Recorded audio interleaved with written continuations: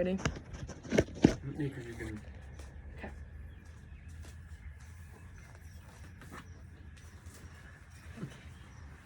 What kind of business do you own?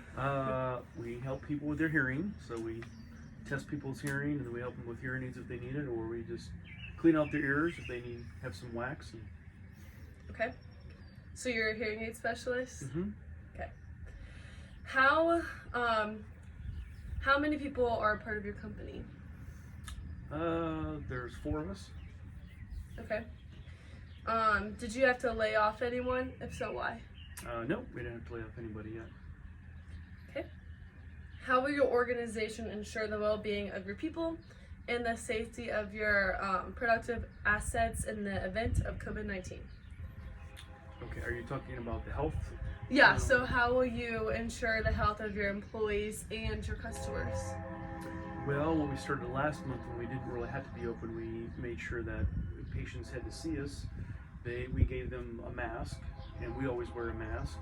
We started with the gloves, but then realized the gloves we didn't need to do. We just washed our hands every time. Mm-hmm. But every time a patient comes in, if they needed a test or an adjustment, we would give them a mask, and we would wipe down the whole area, spray with Lysol. And then when they left, we did the same thing. The other patients, we met them at the door, grabbed their hearing aids, or helped them with their whatever. They stood 6 feet back or stayed in their car. So we were trying to eliminate as many people coming in the office. Also, no guests. So one person, usually we'd have a spouse or family, but only let one person in the office at the time. Okay. And now this next week, now that technically now we for sure can be open, or more businesses are opening, we just set the office up where people are at least not 6 feet away, but more like 10 feet away from each other, and still wearing the mask. We're still going to give them a mask when they come into the office, so that they're safe and that we're safe. So everyone's wearing masks. We're not wearing any more gloves because the gloves pointless. actually can spread it more. It's harder to do it. But we spray it down. We do Lysol, and we disinfect every time wherever they've sat or they touched. We wipe it back down with a solution to kill all the germs. All right. Have you considered the impact of the crisis and the budgeting in your business plan? Yes and no.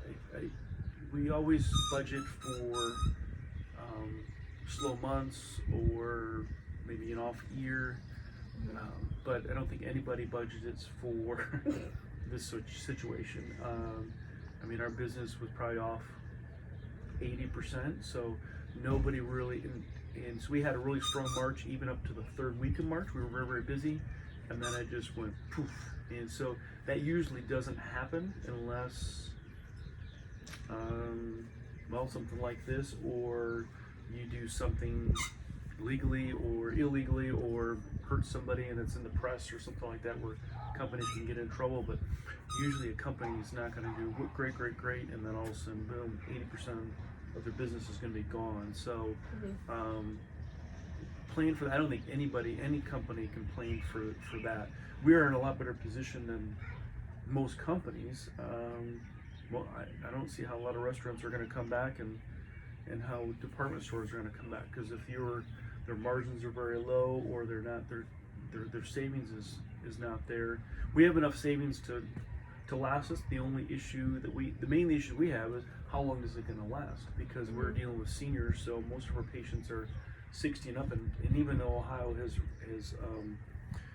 said, hey, be safe, still a lot of our retirement homes are still not letting the seniors leave or get visitors. So I don't know how long we're going to have until we get that to normal. Unfortunately, I don't even think it'll be until they actually have an antivirus that will be back full force, because people will just be really leery of still coming out in our age group, because that's the higher group that's getting the virus. So, or dying too. So what I was basically getting at is the issue is not saying, okay, we're going to be back in business next month. and we'll be back. Even though we're back, it's going to be a while, I think, before that. So with that, you need to make sure you have enough savings to really.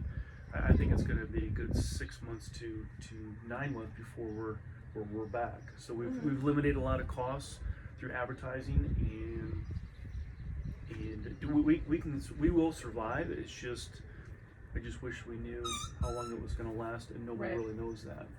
So. Okay.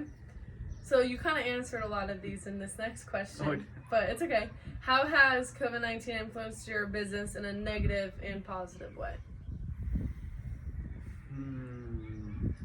Positive would be very, very hard, because I don't think anybody wishes for this type of thing to happen to any business, or even just not even my business, but just culturally alone. When you just see, you go to Easton and it's just a dead zone, like a bomb went off. I guess the only positive thing was we were moving our offices, and we decided to open up a little bit earlier, and allowed us to get a lot of things done, which we normally wouldn't have that extra free time. That's about the only positive thing. And the other thing too is just relook at how we clean things and how we keep things safe for patients. Not that we didn't do before, but I think there's a lot of things that we're doing now that, I think once everything's, I don't think we'll always wear masks, but at least just from a sanitation of how we're wiping things down, and the office was already clean, but I think some of the things we've learned, hey, we can do this all the time, even once it gets back to normal. It's not a bad thing to do this more often, and that type of thing. And also too is another positive thing is probably realizing that you just never, even though this has never really even happened in our history, but who's to show that another virus can't reappear? Right. So I think we're going to dedicate, once we get going too, is dedicate more to savings toward this type of a situation too. So because there's no telling, once this is done, maybe next year another one might pop up, who knows, which is very, very scary. So we'll be dedicating more toward that, because we were putting a lot of savings toward hearing aids. We were buying extra hearing aids. Well, that doesn't help you when you're very slow and you got all these hearing aids in stock, but nobody's coming in. So yes, we had, so part of it maybe just changing that balance and making sure we have a bigger nest egg for maybe we could even just call it a virus thing, because this is just unheard of, and then it's not a bad thing.